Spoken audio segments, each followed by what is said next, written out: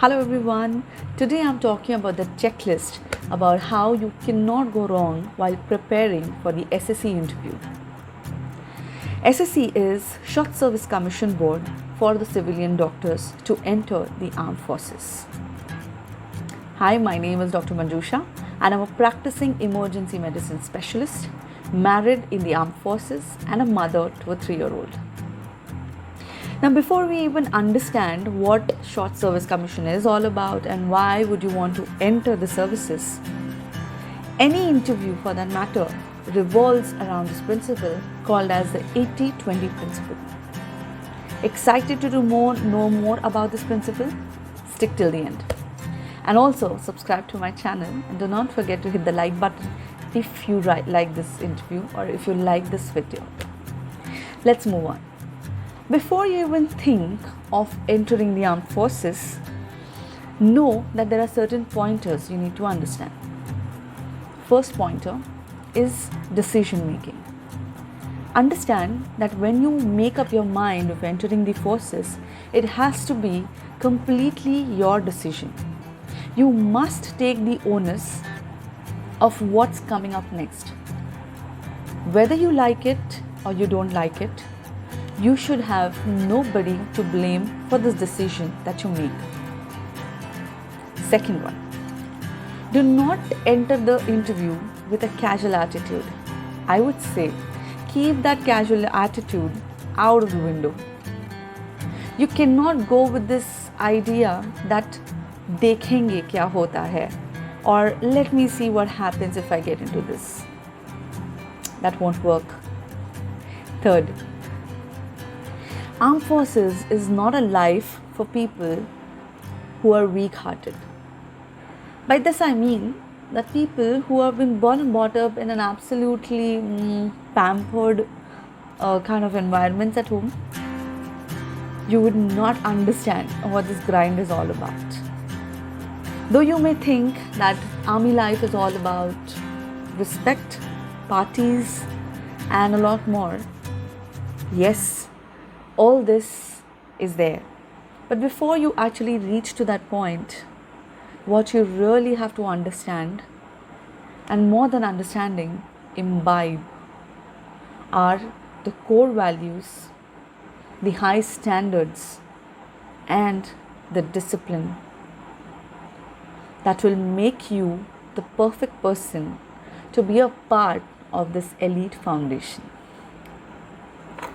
Now, also refrain from all the possible rumors, the factors, from all those people who have shallow knowledge.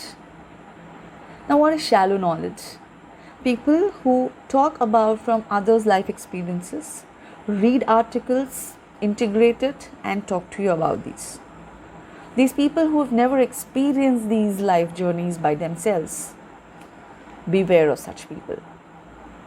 Now, when I talk to you about all these things, it's because I have a background to it.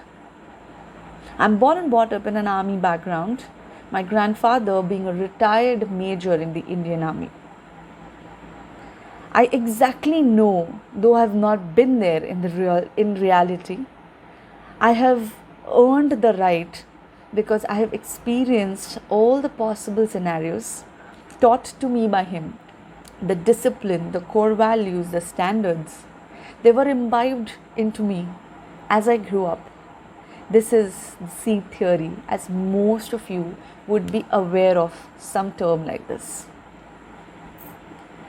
Now, to add to that, I've also given the SSC Commission, the Short Service Commission Board interview twice. First, in all possibilities, I did fail. Now, when I decoded the mantra, why I failed for the first time and how I cracked this in the second interview is the topic for my upcoming video. So that is why stay tuned for this space. Now let's jump into the 80-20 principle, which I mentioned earlier. By this I mean 80% mindset and 20% skill set. This was one of the most important things that I decoded and the big difference between why I failed my SSB interview for the first time and cleared for the second time. Do you know that when you actually enter any interview room, for that matter, the interviewer scans us right in the first 20 to 30 seconds. And that is where the 80-20 principle applies, which means that your thoughts, your actions, and your words have to be in perfect alignment, congruent with what you are, what your mission is or what you really want to do.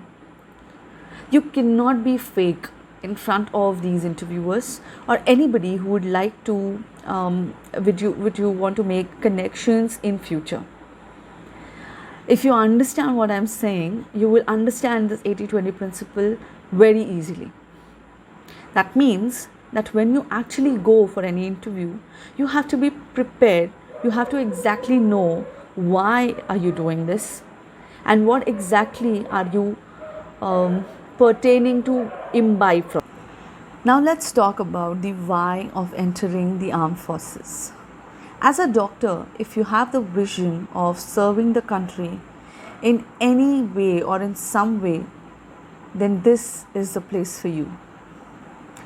Indian Army or the Indian Armed Forces is an elite version of itself for all the doctors to experience a completely different lifestyle altogether.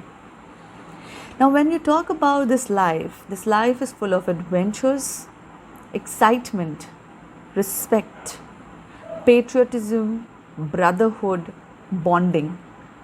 Having said that, also clubbed with uncertainties and high alerts on most of the occasions. When you talk about respect, we all look forward to that one thing that absolutely correlates, and it's a second word for armed forces. With the stars on your shoulders, which means the ranks, you hold an authority. You step up to a different level, a different version of yourself, which is the 2.0 version of yourself maybe. Well, what these 5 years really gift you is the change of your horizon. It's a 360-degree turn into how you think, how you would behave, and how you would act. It brings out a complete different version of you, a transition, a transformation. So if you're really looking forward to this is the place for you. Army or armed forces is a way of life which puts you off your comfort zone, completely off your zone where you are comfortable doing the things that you would do in an ideal situation. Well, it prepares you to overcome your fears, have a complete face-off with your doubts, your worries, your inner voices, your fears, and helps you, and it actually molds you into a different personality altogether. Now let's see, how do you enter or how do you understand where these applications are? Now the Armed Medical Services Corps, it actually sends invite in the form of applications in the newspapers. Usually the Indian Express covers these applications, or there is a link that I will be sharing below where you can go and check that out. I'm also posting a downloadable PDF of 2020 from this site, which will give you an overall view. Now, for the applications, there are usually 300 vacancies. That's what it was in 2020, of which 270 vacancies were for male candidates and 30 for female candidates. The place where the interview is held is in New Delhi, Delhi-Cant area, that is in Dholakwa, RNR, that is Research and Referral Hospital, New Delhi. Now, the eligibility criteria. First is you have to be an MBBS pass out or any equivalent medical degree from a foreign institute which is recognized by MCI. For example, if you have completed your MBBS, which is an MD equivalent degree in Russia, you have to clear your FMGE entrance exams, which is certified by the MCI, and hence post which you will be eligible for this criteria. Second, you have to be age 30 or less by 31st of December of that particular year. For 2021, before 31st of December 2021, you have to be less than 30 years of age. Now this age criteria keeps on changing, so it could be 35 at times. So that you really need to check on the website. The next criteria, you must have completed your internship by June of that particular year. So for this year, it will be June 2021, right? So next criteria is, the application fee is 200 rupees, and there is a list of documents that you will have to scan and send it across or upload on that particular website. Once this list is uploaded, the list is also given in the PDF, which is a downloadable format, the link of which I'm going to post down in the comment section, in the description box. Once you've done that and your criterias match with their eligibility criterias, they send across a letter or a mail saying that you are eligible, and further you will be considered basically for the interview. I might miss out on some pointers, so hence that PDF list for you to go and cross check.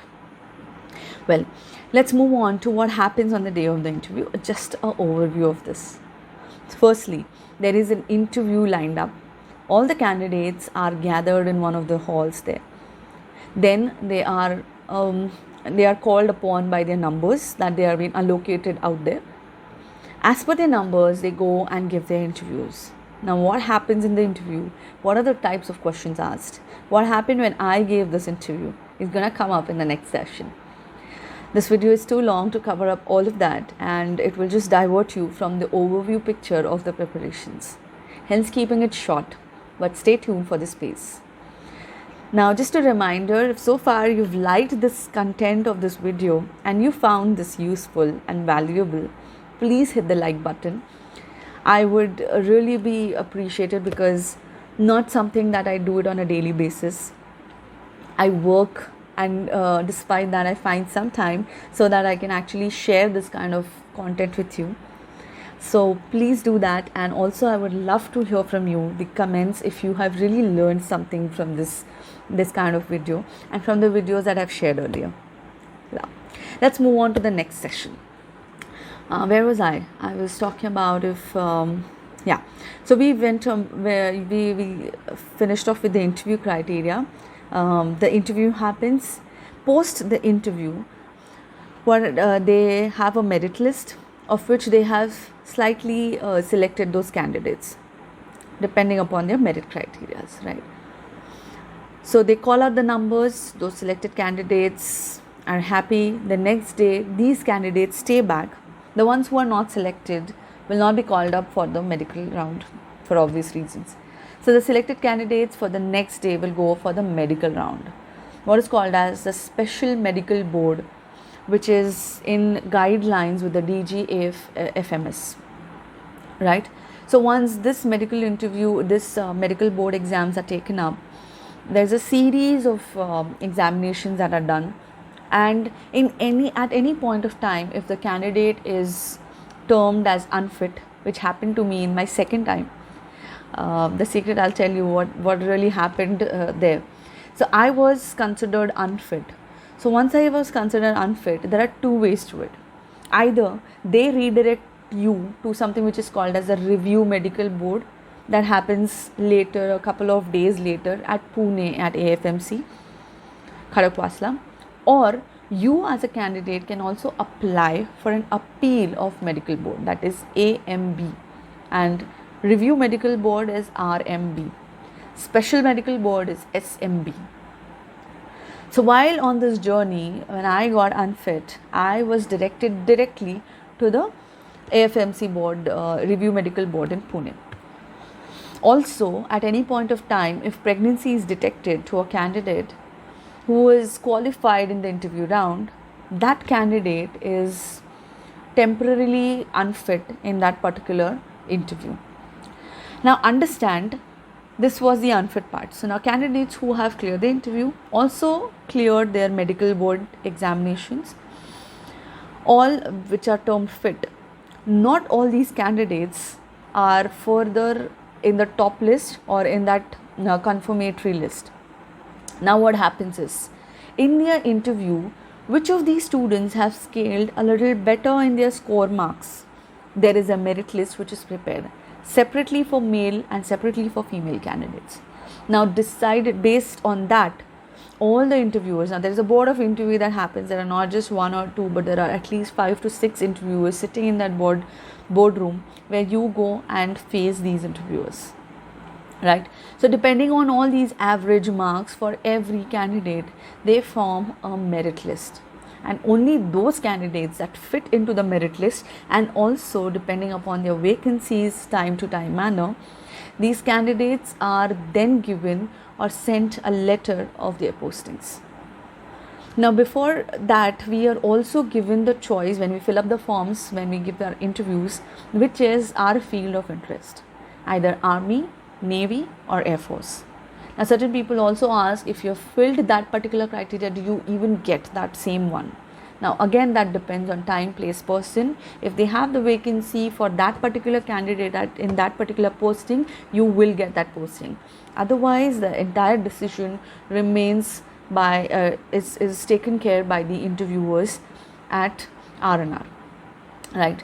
So you have cleared the interview, you've become fit, and you also received the posting.